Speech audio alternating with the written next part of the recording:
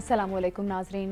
इमरान याकूब खान साहब के साथ व्यू पॉइंट से मैं हूँ ज़ैनब जतोई। नाजरीन, पाकिस्तान और अफगानिस्तान के दरमियान मुज़ाकरात तय पा गए हैं और अब दोनों ममालिक के दरमियान जंगबंदी को बरकरार रखा जाएगा और ये भी कहा जा रहा है कि जो खिलाफ वर्जी करेगा उस पर भारी जुर्माने आयद किए जाएंगे और एक मॉनिटरिंग निज़ाम भी कायम किया जाएगा जो कि इस चीज़ की मॉनिटरिंग करेगा कि अगर कहीं से खिलाफ वर्जी होगी तो यकीनी तौर पर एक्शन लिया जाएगा। इस पर प्रोग्राम में बात करेंगे। प्रोग्राम के दूसरे हिस्से में बात करेंगे केपी में नई काबीना तश्कील दे दी गई है और ये काबीना किस तरह से काम करेगी, इस पर बात होगी। आज़ाद कश्मीर में भी कुछ नई तब्दीलियाँ रूनुमा होने जा रही हैं, इन तब्दीलियों पर प्रोग्राम में बात करेंगे। और प्रोग्राम के तीसरे हिस्से में बात करेंगे पाक सऊदी अरब इक़्तिसादी ताउन फ्रेमवर्क मुआहदे के मुमकिन हासिलात क्या हैं और क्या फ्रेमवर्क बनाया गया है, इससे पाकिस्तान को किस तरह से फ़ायदा होगा, इस पर बात होगी। नाज़रीन, सबसे पहले बात करेंगे पाकिस्तान अफगानिस्तान के दरमियान मुज़ाकरात कामयाबी से तय पा गए हैं और जंगबंदी पर इत्तफाक कर लिया गया है और ये भी कहा गया है कि अगर खिलाफ वर्जी की गई, कोई जिम्मेदार ठहरा तो इसके खिलाफ कार्रवाई होगी और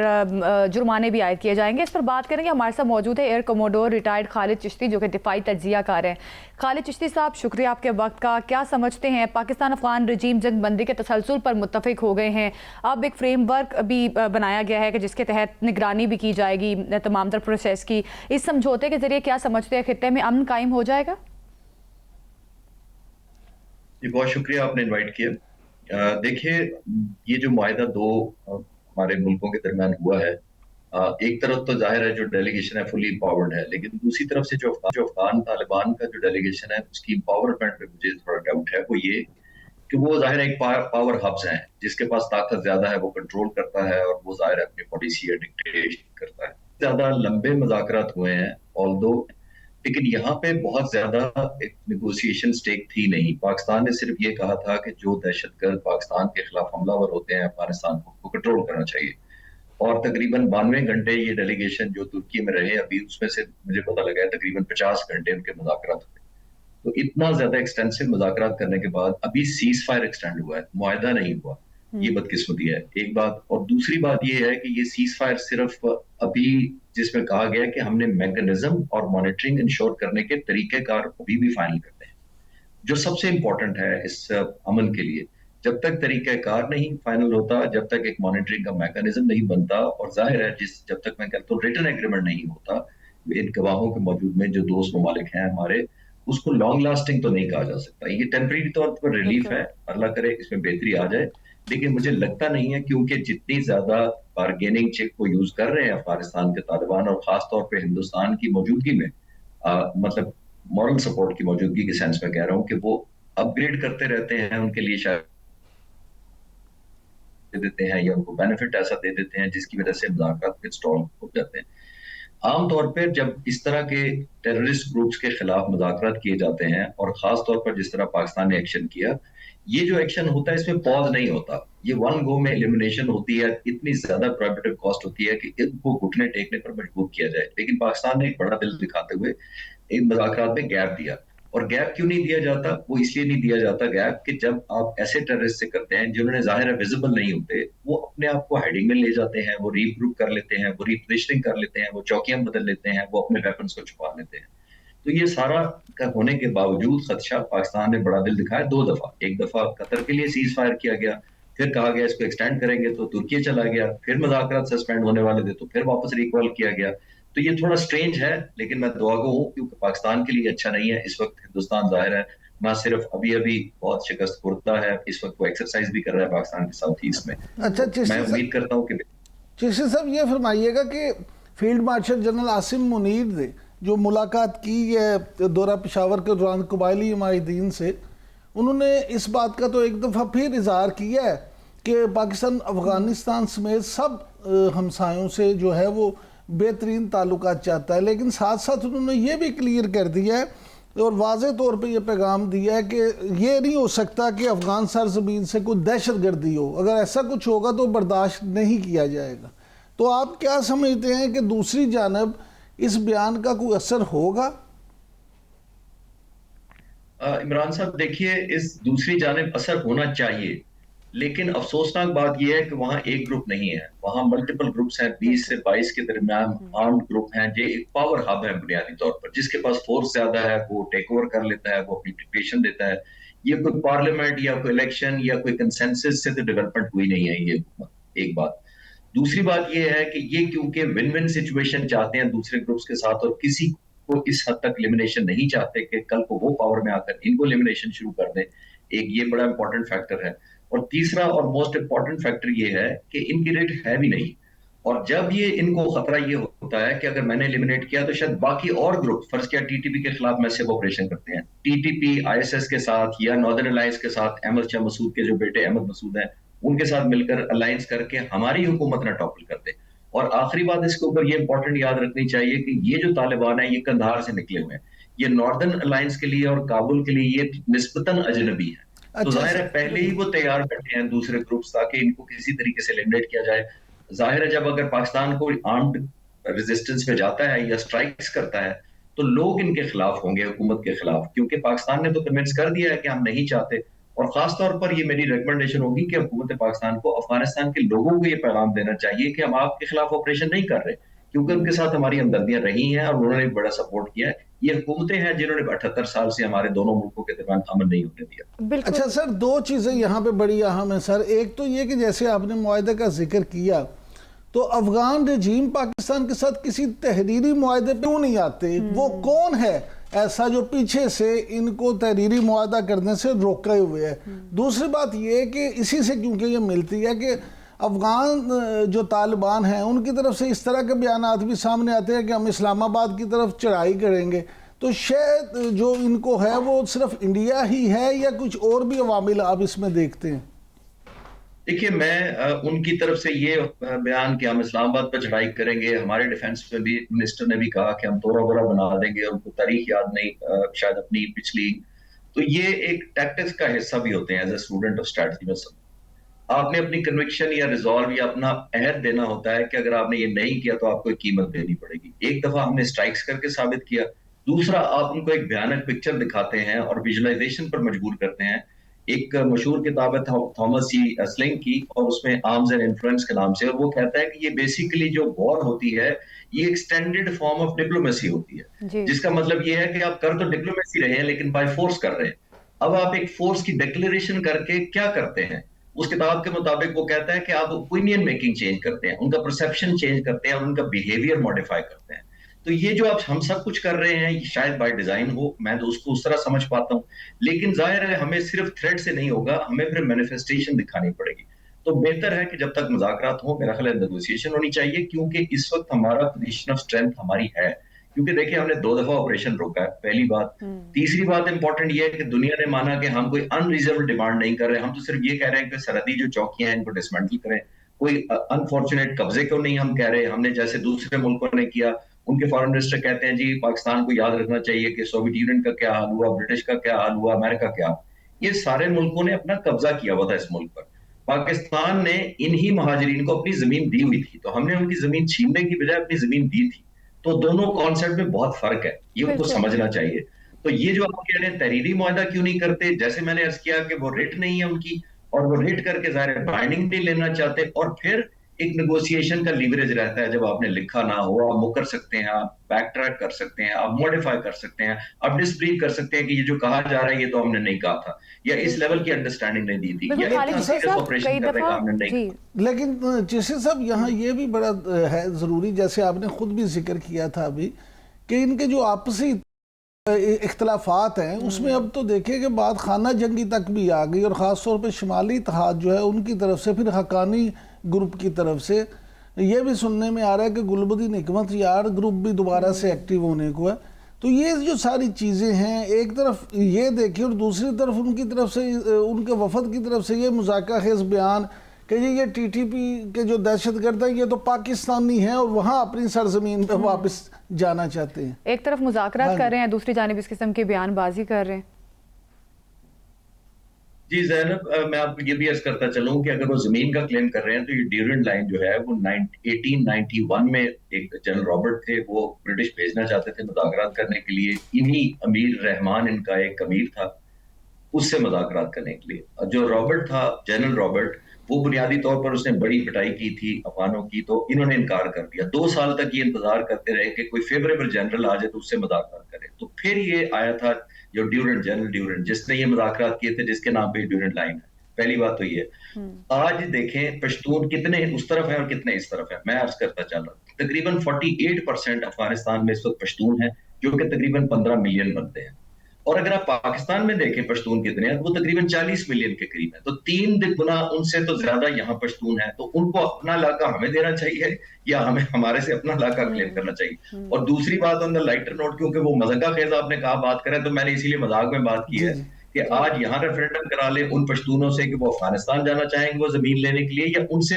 ریفرینڈم کرائیں کہ وہ پاکستان کے ساتھ جوائن کرنا چاہیں گے. تو میرا خیال ہے ان کو یہ سوچنا چاہیے کہ انٹرنیشنلی دیکھیے زمین جب بھی جو بارڈر ہوتا ہے نا عمران صاحب, وہ 4 چیزوں پہ ڈیسائیڈ ہوتا ہے. ایک آپ کا لیگل, آپ کی ہسٹری, آپ کی جیوگرافی, اور آپ کا جو سوشل سرکل ہوتا ہے ایتھنیسٹی جس کا مطلب جس کو کہتے ہیں. یہ 4 چیزوں پہ دنیا کی بارڈر پہ ڈیسائیڈ ہوتا ہے. اچھا سر, راج ناتھ سنگھ جو ہیں بھارتی وزیر دفاع, انہوں نے ایک بار پھر دھمکی دی ہے کہ یہ پاکستان کے ساتھ کسی وقت بھی جنگ چھڑ سکتی ہے. تو آپ اس پہ خواجہ آصف صاحب بھی کہہ چکے ہیں کہ انڈیا کسی وقت حملہ کر سکتا ہے. تو آپ کیا سمجھتے ہیں کہ یہ صرف الیکشن سٹنٹ ہے یا انڈیا واقعی ہی یہ حماقت دوبارہ کرے گا یعنی دبرکٹ خان تو بعد بھی؟ دیکھیں آپ نے جواب, آپ کے سوال میں جواب چھپا ہوا ہے کہ اتنی حماقت اور پھر اتنی مار کھانے کے بعد بڑا مشکل ہے. دیکھیں الیکشن کے بعد پہلا جو مئی میں ہوا اس کا میں کوئی بات کر دیتا ہوں. دیکھیے مئی میں انہوں نے ایک ٹارگٹ سیٹ کیا ہوگا نا, اپنا وار آبجیکٹیو سیٹ کیا ہوگا نا, وہ اپنے لوگوں کے سامنے جسٹیفائی کر سکے کہ ہم نے یہ جنگ اس لیے چھڑی تھی, ہم نے تو آبجیکٹیو اچیو کر لیا. ظاہر ہے جواب ہے نہیں, بلکہ الٹا شرمندگی جو آپ نے کہا نمبر 1. کیا انہوں نے پچھلے 5-6 مہینوں میں اپنی آرم فورسز کو دے دیا ہے یا انڈکٹ کر لیا ہے جس سے وہ صورتحال بدل لیں گے؟ بلکہ ان کے 2 MiG-21 کے اسکواڈرن جو کوئی 65-70 سال پرانے جہاز ہے وہ بھی گراؤنڈ ہو گئے ہیں. تو 2 تقریباً 40 جہاز وہ بھی مائنس ہے اس وقت ان کی ایئر فورس سے. تو کیا نیا انڈکٹ کیا؟ اچھا دوسری بات, ان کے جنرلز کہہ رہے ہیں, میں 1-2 جگہ بیان پڑھ رہا تھا, انہوں نے کہا کہ اس دفعہ ہم پوری فورس سے لڑیں گے. تو بھائی آپ کو مئی میں کس نے روکا تھا کہ پوری فورس سے نہ لڑے؟ ہم نے ریکویسٹ کی تھی اسے آپ آئیں ضرور لیکن پوری فورس سے نہ لڑے. تو ان کے پاس وار آبجیکٹیو دکھانے کو کچھ نہیں ہے. آنا تو کسی وقت بھی حملہ کیا جا سکتا ہے, لیکن میں نے یہ دیکھنا ہوتا ہے کہ جب میں حملہ کروں گا تو دوسرا میرے ساتھ کیا سلوک کرے گا. اس کے لیے ان کو تیاری کرنی چاہیے, جو مئی میں بھی انہوں نے مس کیلکولیٹ کیا اور ابھی اگر وہ کریں گے تو پھر مس کیلکولیٹ کریں گے. ہم نے ہر نظر رکھی ہوئی ہے ان کی ساری موومنٹ کے اندر, یہ میں آپ کو کنفرم کر سکتا ہوں. انشاءاللہ کوئی سرپرائز نہیں دینے دیں گے ان کو, ان کی بھی کلیئرٹی آنی چاہیے. اگر سمندر کی طرف وہ گئے ہیں ایکسرسائز کرنے کے لیے پاکستان کے ساؤتھ ایسٹ کی طرف, تو ہم نے پہلے ہی وکرانت کا بتا دیا تھا اور آپ نے دیکھا کہ وہ ایک انہوں نے سمبل آف پاور رکھا ہوا ہے سٹوریج کے اندر, صرف کبھی نکالنے کی ہمت نہیں ہوئی. نکالیں گے تو انشاءاللہ ہٹ کریں گے, اس سے بھی زیادہ سبق حاصل ہوگا. بالکل خالد چشتی صاحب, پوری دنیا نے دیکھا ہے بھارت کو جس قسم کی ہزیمت کا سامنا کرنا پڑا ہے. Even opposition leader Rahul Gandhi صاحب نے بھی ان پر کافی تنقید کی ہے کہ صدر ٹرمپ نے کافی دفعہ کہا ہے کہ بھارت کے حوالے سے اور مودی صاحب کے حوالے سے, لیکن یہ دعوے جو ادھر سے کیے جا رہے ہیں اس پر آپ کی کیا رائے ہے؟ یہ بھی بتائیے گا کہ 10 سالہ دفاعی معاہدہ جو ہے بھارت اور امریکہ کے درمیان ہو گیا ہے, اس دفاعی معاہدے پر آپ کی کیا رائے ہے؟ پاکستان امریکہ کے تعلقات ایک طرف اور ایک طرف بھارت اور امریکہ کے درمیان یہ 10 سالہ دفاعی معاہدہ ہوا ہے, اس کو کس طرح سے دیکھ رہے ہیں؟ زینب دیکھیے, یہ جو ملک سارے ہوتے ہیں نا, جب ہم سیلیبریٹ کرتے ہیں کہ امریکہ سے ہماری دوستی ہو گئی, ہم انہیں قریب ہو گئے, بالکل کرنا چاہیے, لیکن میں ہمیشہ تھوڑا پنچ آف سالٹ کے ساتھ ہمیشہ بات کرتا ہوں. دنیا میں کوئی ملک ایسا نہیں ہے جو اپنی نیشنل انٹرسٹ سے ہٹ کر آپ سے دوستی کرے. دنیا میں کوئی ملک ایسا نہیں ہے, انکلوڈنگ عرب بردرہڈ, سب کچھ ہے جب تک ہماری نیشنل انٹرسٹ کنورج کرتی. آئسولیشن میں آپ کی ہمدردی میں دنیا کا کوئی ملک نہیں آتا. پہلی بات تو یہ, ہم نے ابھی ریلیونس گین کی ہے دنیا کی نظر میں, ہم ایک وقت پائی ہم نے یہ جو جنگ جیتنے کے بعد, تو آپ نے نوٹ کیا کہ دنیا ہمیں رجوع کرنا شروع ہو گئی, ہم سے کانٹیکٹ کر رہی ہے, ہم سے ٹریننگ کرنا چاہتی ہے, ہمارے دورے کرنا چاہتی ہے. وہ اس وجہ سے کہ ہم ریلیونٹ ہیں اور پاور ٹاکس ٹو پاور, یہ ہمیں کلیئرٹی ایک رکھنی چاہیے. امریکہ کسی سٹیج پہ یہ نہیں چاہے گا کہ پاکستان سے دوستی کا مطلب ہے انڈیا کی ناراضگی. وہ تو سعودی عرب بھی نہیں کر رہا. آپ نوٹ کریں 28 لاکھ کے قریب سعودی عرب میں انڈینز ہیں, کیا انہوں نے نکال دیا کہ آپ سے دوستی ہوگی, ہم سب کو نکالنے لگے؟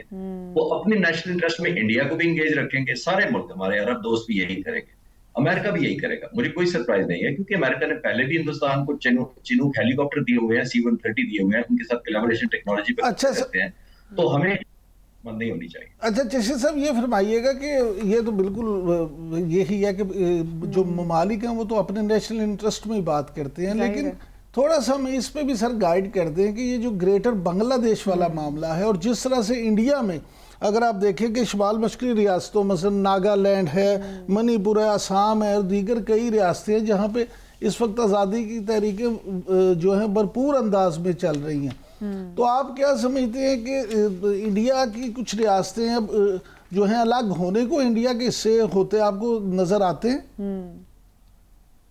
دیکھیے انڈیا ٹیکنیکلی تو کبھی بھی یونائٹڈ نہیں رہا. جس طرح ہم آج انڈیا کو دیکھ رہے ہیں, یہ تھوڑی سی آپ کی ویورز کو میں عرض کرتا چلوں کہ جب یہاں برٹش تھے, آپ ذرا ویژولائز کریں, ہمارے ذہن میں آتا ہے کہ جب برٹش رول تھا تو اس کا مطلب ہے یہاں سارا برٹش کے کنٹرول میں تھا. اور آپ حیران ہوں گے کہ یہاں 563 پرنسلی اسٹیٹس تھی اور بہت سارے علاقے پر انگریزوں کا قبضہ تھا ہی نہیں. یا پرنس تھے, یہاں نواب تھے, یا حاکم تھے, یا امیر تھے.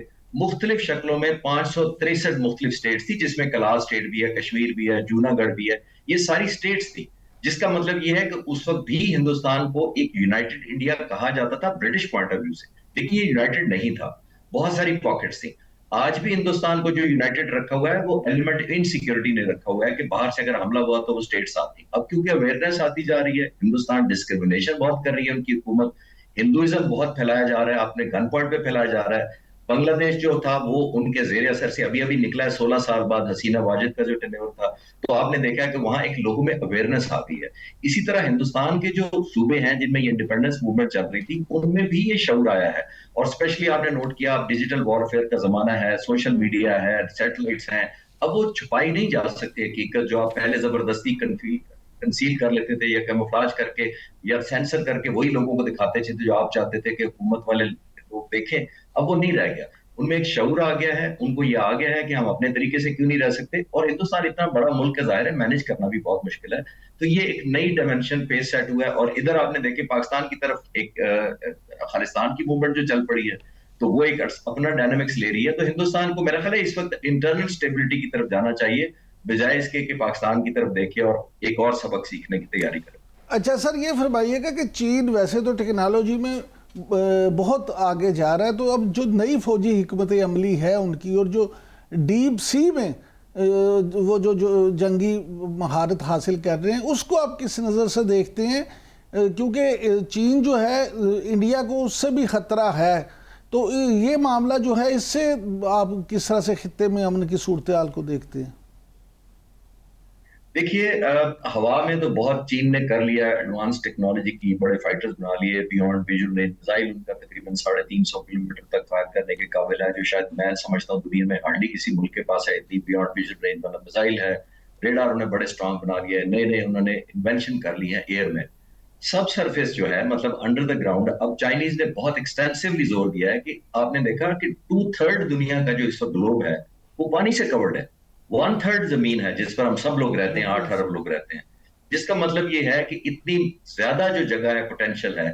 میں نیگیٹو نہیں کہہ رہا, جس طرح پوزیٹو پوٹینشیل بڑی ہے کہ اس میں گروتھ بڑی ہے, بہت سارے منرلز نیچے سے نکلتے ہیں, آئل نکلتا ہے سمندر کی سے.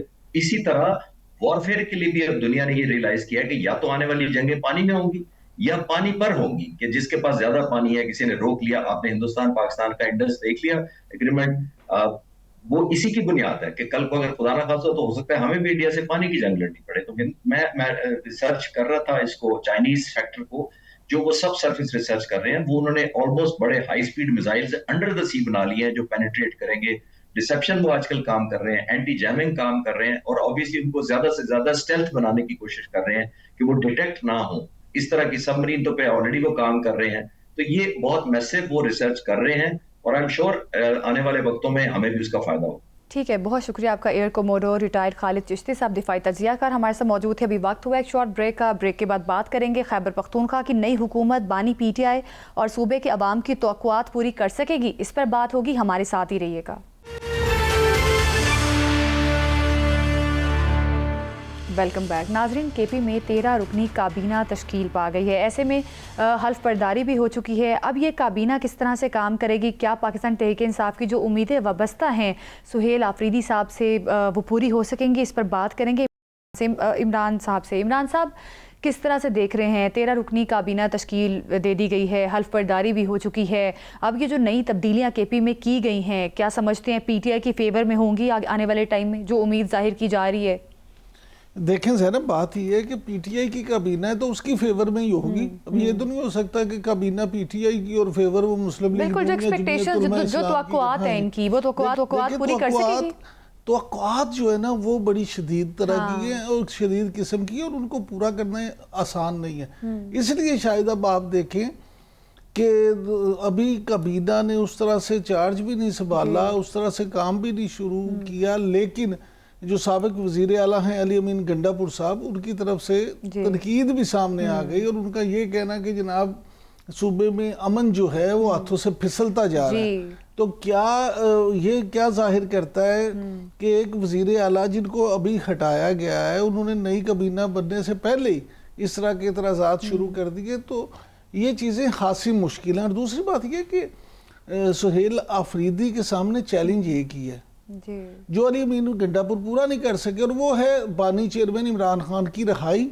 اگر وہ بانی چیئرمین عمران خان کو رہا کرانے میں کامیاب ہوتے ہیں تو پھر تو کامیاب ہے، ادروائز آپ دیکھیں گے کہ 2-4-5 مہینوں میں ہی شاید جو ہے وہاں پہ دمادم مست قلندر شروع ہو جائے اور ان کے لیے حالات مشکل ہو جائیں. صحیح. عمران صاحب ایک اور چیز، بیرسٹر سیف صاحب کو شامل نہیں کیا گیا اس بار اس کابینہ میں، حالانکہ پہلے کابینہ میں شامل تھے اور بڑے زبردست بڑے ایکٹیو قسم کے وہ انسان ہیں، تو ان کو کیوں شامل نہیں کیا گیا؟ کیا وجوہات ہیں؟ دیکھیں بیرسٹر سیف جو ہے نا، ان کا بھی معاملہ یہ ہے، ان کو کابینہ میں اس لیے شامل کیا گیا تھا پہلے بھی کہ عام تاثر ان کے بارے میں یہ ہے کہ وہ طاقتور حلقوں کے نزدیک ہیں جی، اور ان کے بارے میں یہ بھی کہا جاتا ہے کہ وہ بھی علی امین گنڈا پور صاحب کی طرح ایک ایسی شخصیت تھے جو اسٹیبلشمنٹ اور وفاق جو ہیں ان کے دوران اور عمران خان صاحب کے دوران ایک پل کا کردار ادا کر سکتے تھے، اور عمران خان صاحب کی رہائی کے لیے وہ کام کر سکتے تھے. لیکن اب ان کو اس لیے شامل نہیں کیا گیا کہ علی امین گنڈا پور صاحب کو اس لیے ہٹایا گیا ہے کہ وہ اپنا مقصد اپنا کام پورا نہیں کر سکے.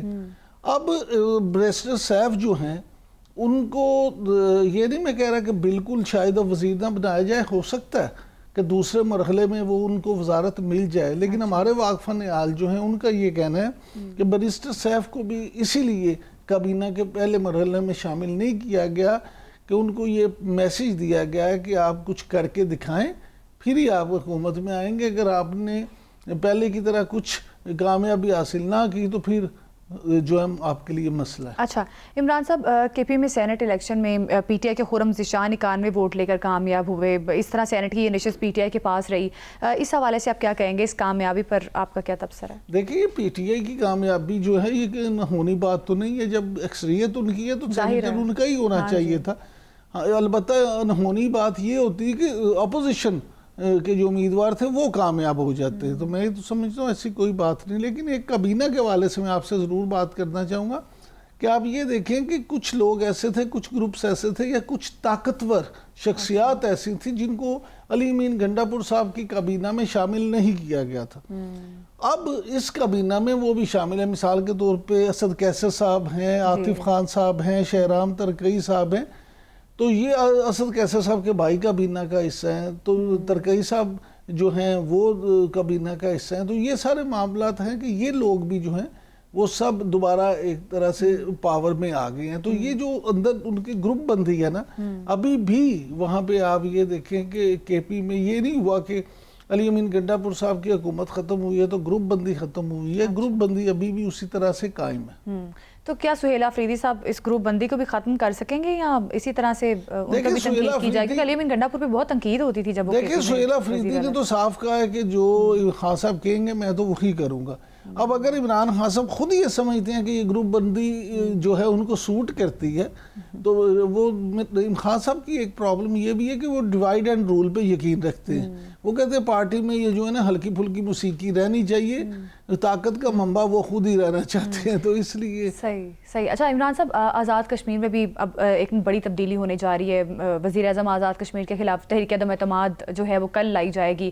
اس تبدیلی کے حوالے سے آپ کیا کہیں گے؟ آزاد کشمیر میں آگے کیا حالات دیکھتے آپ کو نظر آ رہے ہیں؟ کیا لگ رہا ہے؟ دیکھیں آزاد کشمیر میں آپ کو یہ یاد ہوگا کہ چودھری انوار الحق بھی اس اسمبلی میں تیسرے وزیر اعظم ہیں. جی بالکل. پہلے جو وزیر اعظم تھے وہ اگر آپ کو یاد ہو کہ پہلے ان کو ہٹایا گیا، پھر اس کے بعد دوسرے وزیر اعظم جو تھے ان کو ہٹایا گیا. اب یہ چودھری انوار الحق صاحب، حالانکہ چودھری انوار الحق صاحب جب P T A forward block بنا تھا تو یہ بھی یہ سمجھا جا رہا تھا کہ ان کو کہ یہ اشیرباد کے ساتھ وزیر اعظم بنے، بالکل، اور کافی عرصہ یہ انہوں نے تقریباً 2-2.5 سال یہ وزیر اعظم کے منصب پہ رہے ہیں، کافی انہوں نے وقت گزارا ہے۔ تو اب معاملہ یہ ہے کہ یہ وہاں پہ اس وقت جو پوزیشن ہے وہ ہوا یہ کہ جب آزاد کشمیر میں ہنگامے ہوئے، ہڑتالیں ہوئیں، اور آپ کو یاد ہے کہ بہت بڑے پیمانے پہ احتجاجی مظاہرے ہوئے، تو اس وقت شاید وہ چودھری انوار الحق صاحب وہ سارے معاملے کو پراپرلی ٹیکل نہیں کر سکے، جس کے نتیجے میں آپ کو یاد ہوگا کہ حکومت تو بالکل فیل ہوگی، اور پھر جوائنٹ ایکشن کمیٹی کے مطالبات وہ جائز ہوں ناجائز ہوں یا اس میں سے کچھ ناجائز ہوں، جو بھی وہ تمام مطالبات جو ہے وہ حکومت کو ماننا پڑے، اور اس کے بعد ہی وہاں پہ امن قائم ہوا۔ اور یہ بھی بڑی اس دوران خبریں آتی رہی روزانہ کی بنیاد پہ کہ وہاں اتنے لوگ ہلاک ہو گئے یا اتنے زخمی ہو گئے۔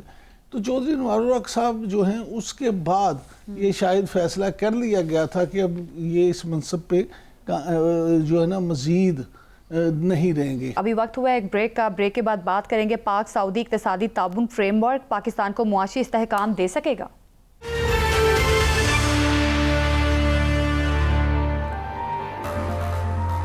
ویلکم بیک ناظرین، پاکستان اور سعودی عرب کے درمیان اقتصادی تعاون فریم ورک پر کام شروع کرنے کے حوالے سے اتفاق کیا گیا ہے۔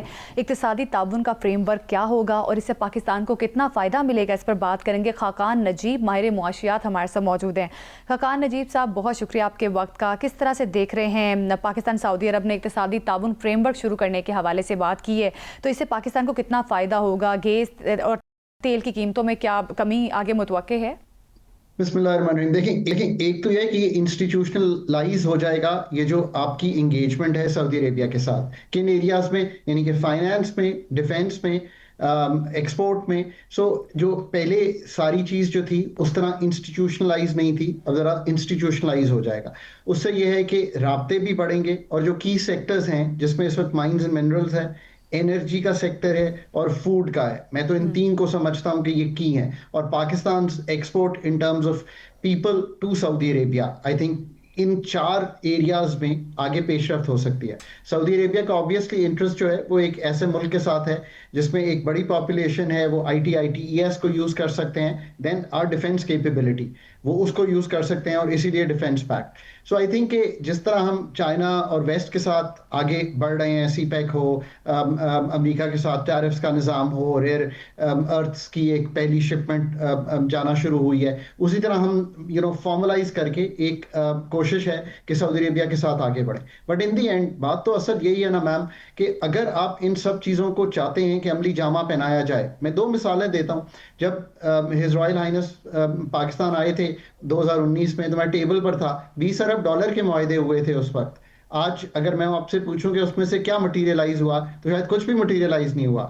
وہ ہماری ریفائنری کی بات ہوئی تھی، آج سے 6 مہینے سال پہلے بہت سی انگیجمنٹس ہوئی، ان انگیجمنٹس میں $2.2 بلین کی گفتگو ہوئی۔ اس میں سے سننے میں یہ آتا ہے کہ $500 سے $600 ملین جو ہے اس کو مٹیریلائز کرنے کی طرف آگے بڑھیں۔ چلیں، that's a good step, any good step should be thought of like that. But یہ سب کو مٹیریلائز کرنے کے لیے جو ہماری ریڈ ٹیپزم ہے، بیوروکریٹک ہرڈلز ہیں، میکرو اسٹیبلٹی کو مینٹین کرنا ہے، یہ سب کام، اور پھر پرائیویٹ سیکٹر کی انگیجمنٹ ان کے ساتھ۔ اب یہ اگر اتنا آسان ہوتا تو پاکستان کی FDI $2 ارب پہ کیوں رکی ہوئی ہے؟ وہ کون سی ہرڈلز ہیں، وہ کون سی ریڈ ٹیپ ہے، وہ کون سی ریگولیٹری فریم ورکس ہیں، وہ کون سی انرجی کاسٹس ہیں جو اس کو روکے ہوئے ہیں؟ یہ میں اس لیے پوائنٹ آؤٹ کرتا ہوں کہ آج سے 2 سال بعد میں پھر نہ کہوں یہ کہ دیکھیں 2019 میں بات ہوئی $20 ارب کی، اور آج کچھ بھی ایسی انویسٹمنٹ نہیں آئی ہے۔ پاکستان کو سرٹنلی ایکسپورٹ لیڈ انویسٹمنٹ چاہیے، ایکسپورٹ گیپس چاہیے ان جگہوں پہ، بسائڈز دا ریمیٹنس۔ ہم بہت زیادہ بھروسہ کرنا شروع کر دیا ہے ہم نے $36 ارب کی ریمیٹنس پر۔ ڈاکٹر صاحب یہ فرمائیے گا کہ آپ کیونکہ ماشاءاللہ سے جیسے آپ نے خود ذکر کیا کہ آپ ٹیبل پہ بھی موجود تھے، تو آپ کو حکومت کے ساتھ کام کرنے کا، عالمی جو ادارے ہیں مالیاتی ان کے ساتھ کام کرنے کا ماشاءاللہ ایک وسیع تجربہ بھی حاصل ہے۔ ہم سر عام پاکستانی جاننا یہ چاہتا ہے کہ MOU بھی سائن ہو جاتے ہیں، اعلان بھی ہو جاتے ہیں، لیکن پھر صرف سمپل آسان لفظوں میں یہ سمجھا دیں کہ وہ معاہدے तकमील तक क्यों नहीं पहुंचते, क्यों वहाँ यहाँ पे फिर वो सरमायाकारी जो है उस पे अमल क्यों नहीं होता? बिल्कुल। So that's a truly good question, right? So पहले तो ये देख लेते हैं कि फेडरल लेवल पर कौन से अदारे हैं जो इसके रिस्पॉन्सिबल थे आज से साल 2 साल पहले तक जब SIFC नहीं बनी थी। BOI का ये काम था कि वो ये काम सर अंजाम दे। प्राइवेटाइजेशन कमीशन का काम था कि ऐसे अदारे सामने रखे।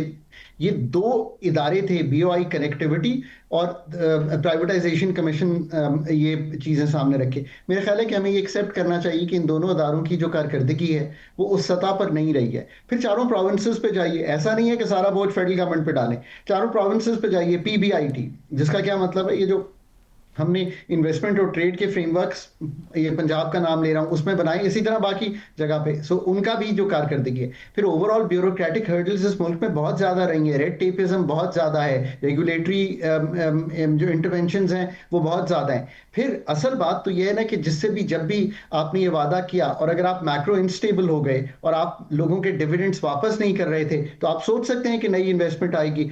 IMF की जब एग्रीमेंट नहीं हुई थी, जस्ट गो बैक, जब $3.5 अरब के रिजर्व्स थे मुल्क के पास, हम कैसे मुल्क को इस दहाने पर ला सकते हैं, मैं तो सोच नहीं सकता। आप डिफॉल्ट की गुफ्तगू कर रहे थे, $800 मिलियन के डिविडेंड्स रोके हुए थे, आप मांग ही नहीं सकते नई अब एक टेल विंड्स हैं, एटमॉस्फेयर इकोनॉमिक अच्छा है, मैक्रो स्टेबिलिटी है, बहुत हार्ड वन मैक्रो स्टेबिलिटी है, हायर टैक्सेस लगाकर ये हमने विन किया है इकोनॉमी को स्लो करके। अब अगर ये सारे काम करके आम्बियान सही करेंगे तो जो आपको इस वक्त इंटरनेशनल ग्लोबली एक कंफर्ट जोन मिला है, क्यों मिला है? क्योंकि 10 मई you did well, you are trying to make sure कि आपके रवाबित अक्रॉस द बोर्ड अच्छे हों। यार कौन सा मुल्क है दुनिया में इससे बड़ी टेल विंड अपने घर को ठीक करने की क्या होगी कि हम हंसकर अमेरिका से बात करते हैं, कंफर्टेबली बात करते हैं। चाइना आज भी वैसे ही है कि एक डेप्थ है फ्रेंडशिप की, और across the board Saudi Arabia, UAE, Qatar, किसी को देख लें, we have a good relationship. अच्छा सर, असल बात ये फरमाइएगा डॉक्टर साहब कि अब फिर हिज हाइनेस रॉयल प्रिंस जो है मोहम्मद बिन सलमान साहब, उनका दौरा मुतवक्को है पाकिस्तान का। तो एक तो ये कि क्या हम उम्मीद कर सकते हैं कि अब बात सिर्फ फाइलों से निकल के अमलन कुछ जाएगी, वो रिफाइनरी हो या दूसरी चीज़ें? दूसरे वज़ीर आज़म पाकिस्तान शहबाज शरीफ साहब ने ये कहा है कि जी सऊदी अरब जो है वो पाकिस्तानी स्टूडेंट्स जो हैं उनको IT और आर्टिफिशियल इंटेलिजेंस की तरबियत जो है उसके लिए फंडिंग करेगा। ये सारा मामला जो है, क्या आप इसको किस नज़र से देखते हैं? So let me quickly answer the second one. देखिए, पाकिस्तान में 40,000 ग्रेजुएट पैदा होता है IT ITES का, और उसमें से 10,000 ही ऐसा होता है जो कैपेबिलिटी रखता हो पाकिस्तान की इस सर्विस इंडस्ट्री को आगे बढ़ाने का। बाकियों की ये क्वालिटी नहीं है। अगर अपग्रेड कर सकते हैं तो ज़रूर कर लें। आई होप कि वो पाकिस्तान वापस आकर पाकिस्तान की तरफ से एक्सपोर्ट अर्निंग करें। ये तो एक बात हो गई।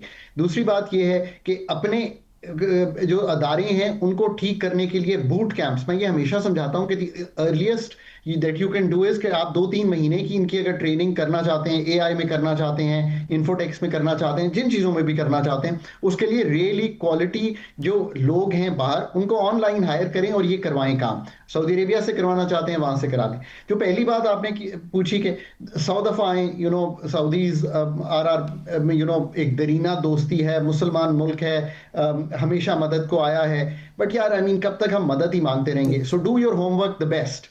अच्छा सर, इसी से सर एक और बात है, सवाल ये है कि वज़ीर आज़म शहबाज शरीफ साहब की ये भी ख्वाहिश है कि फौरी तौर पे 10 लाख जो पाकिस्तानी हैं, ख़ास तौर पे नौजवान, पढ़े लिखे नौजवान, उनको सऊदी अरब में सेटल किया जाए।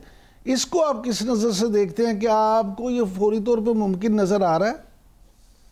सो रियली क्विकली, ये पहले वाले का कि जब वो उन्होंने आना हो तो अपनी प्रेपरेशन इस लेवल की रखिए कि beyond the MOU we actually move into a framework जहाँ पे इन्वेस्टमेंट जो है वो फ्लो इन करे। एक बात।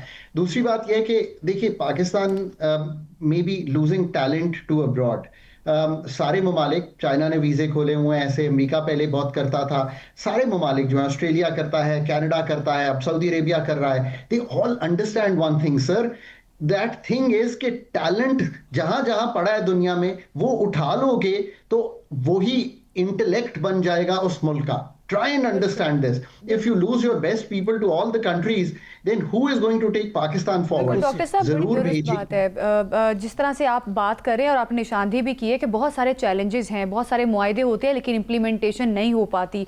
लेकिन अभी जो हालिया अगर बात की जाए तो ये भी कहा जा रहा है कि पाकिस्तान जो है मुआशी लिहाज से काफ़ी ज़्यादा स्टेबल नज़र आ रहा है। इक्तिसादी रिपोर्ट भी आई है, आलमी रेटिंग एजेंसी ने कहा है कि पाकिस्तान इक्तिसादी जायज़ा में अपग्रेड, मईशत मजबूत होने का इंडिया दिया है, ये भी एक देखा जा रहा है। लेकिन साथ ही साथ ये भी कहा जा रहा है कि सोने की कीमतें भी जो हैं वो सस्ती होने जा रही हैं और हो रही हैं। तो ये जो तब्दीली रोनुमा हो रही है, क्योंकि हम पिछले काफ़ी अर्से से देख रहे थे सोना चढ़ाव की तरफ जा रहा था, उसकी कीमतें बढ़ती जा रही थी। बिल्कुल आपकी बातें दुरुस्त हैं, ये इज एब्सोल्युटली करेक्ट।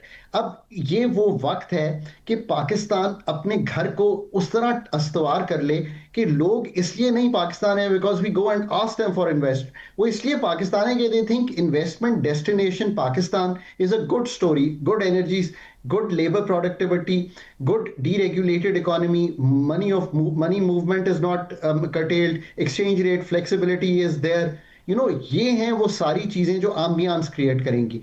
और जो आपने सोने का जिक्र किया, मैं पब्लिक के लिए बता दूं, पाकिस्तान में सोने की कीमत का कोई ताल्लुक नहीं है लोकल डोमेस्टिक मार्केट से, एब्सोल्युटली सिफर ताल्लुक है।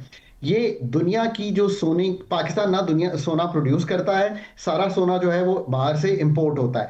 जब सोने की कीमत $4,200 तक चली गई थी तो ये बहुत ऊपर चला गया था। इस वक्त मैं अभी चार्ट देख रहा था, $4,000 अच्छा डॉक्टर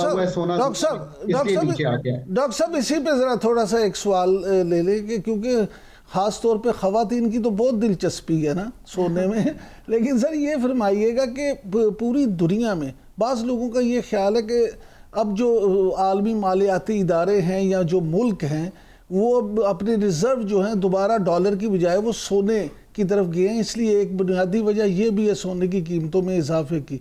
तो कोई खुशखबरी ये सुनाएं कि क्या आलमी सतह पर सही को ऐसे हालात बनने जा रहे हैं कि जिससे आम हमारे जैसा आदमी अपनी बीवी को, अपनी बेटी को, अपनी दोस्त को अंगूठी गिफ्ट कर सके सस्ते सोने की लेके?